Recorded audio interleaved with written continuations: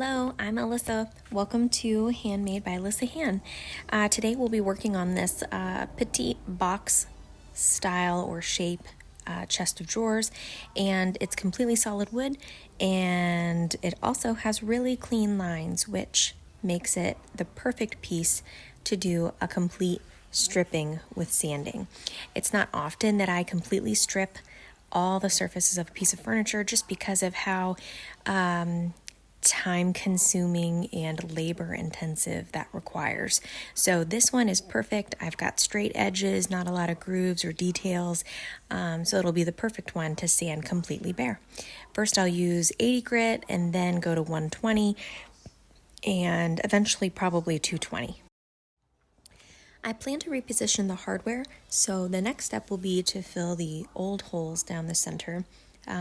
I'm choosing to use wood filler for this project because I don't need it to be perfectly smooth as I do when I use bondo. Wood filler tends to sand a little bit grainy, which is totally fine here. I'm going to be doing a wash and hopefully a stencil, so I'll fill these and sand them smooth. Along the bottom edge of the dresser, there's some chipping veneer, which likely occurred from dragging across floor through use, and so in order to fix that, I went ahead and turned it on its side, filled it with bondo, and then sanded smooth.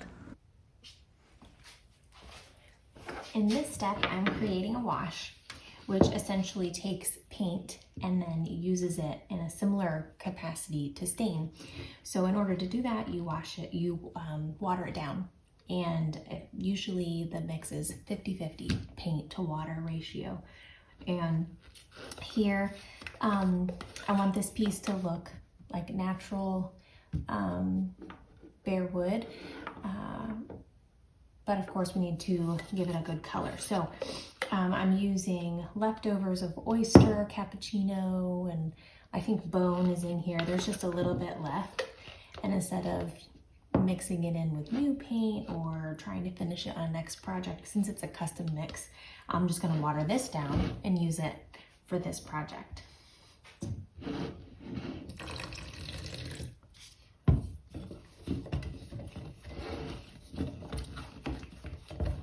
I'm gonna use a chip brush to wipe it on and some shop towels to wipe it off.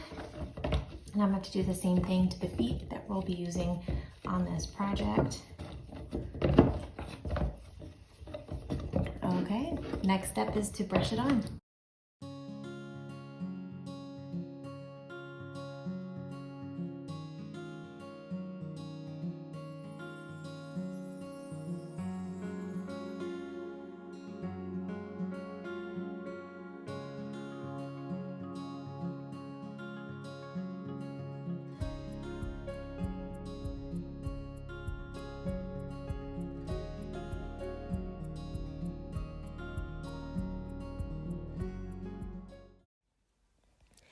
Next, I'm getting my stencil ready, and I'm using a stick and style stencil by Redesign with Prima. These are great because it's a one and done. You toss it, so you don't have to clean it and store it. And there's convenience to having permanent stencils, but these are also really handy if you have trouble with bleeding. Since these are sticky like a sticker, it minimizes the bleed or the paint that goes underneath. So I cut a piece of stencil to size of a drawer, let it overhang the edges a bit, and I just reuse it. And you'll see that I use my stencil sponge kind of just to tap it down so I don't have to get paint all over my hands when I go to reposition it after the first pass. And then I just continue to reuse it over all three drawers. I use it also on the top. So I've only used one piece of stencil from this roll for the entire dresser, and then I'll toss it. So it's not entirely wasteful if that's something that concerns you, and it minimizes bleed and it stays put. So these stencils are very convenient.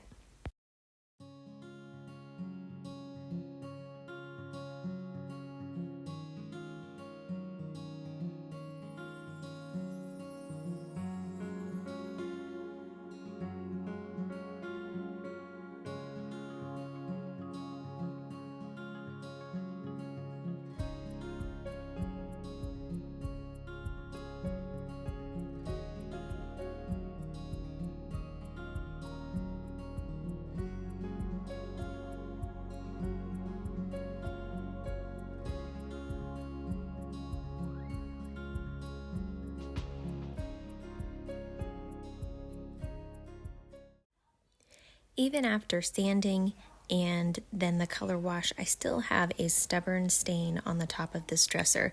So what I choose to do is pull back out my watered down paint mixture, and with a small artist brush, I will touch up that area, but I'm not going to wipe it back. Since it's watered down, it'll absorb like a stain.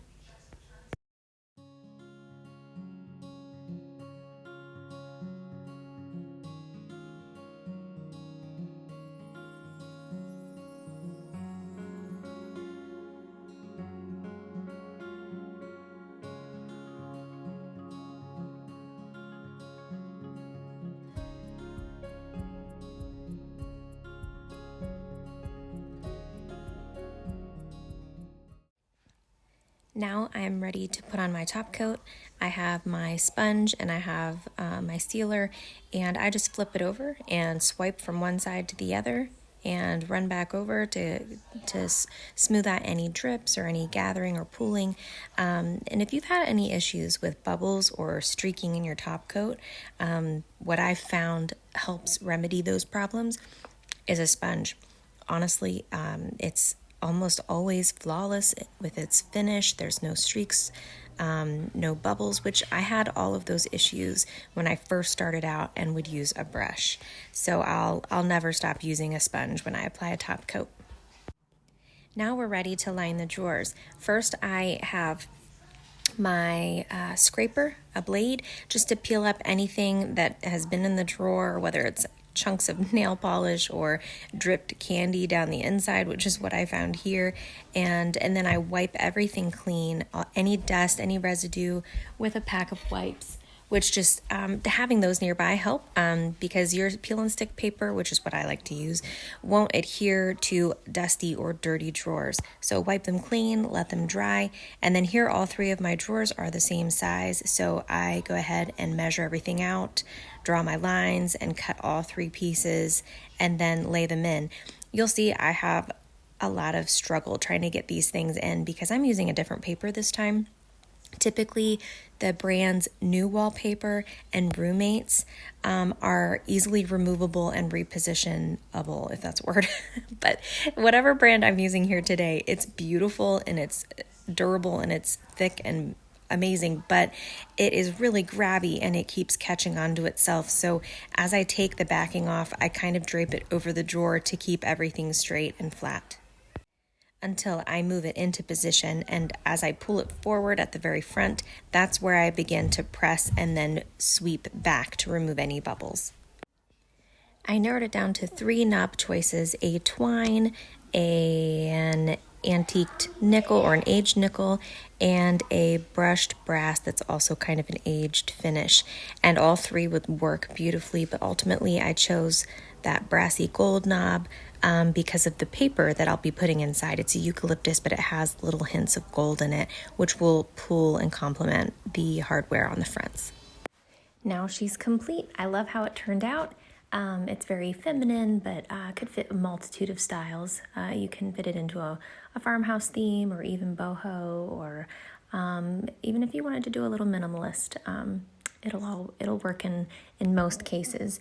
I do like the soft finishes. I like that it's lifted up off the ground with those feet, and I'm so glad that it has a whole new look.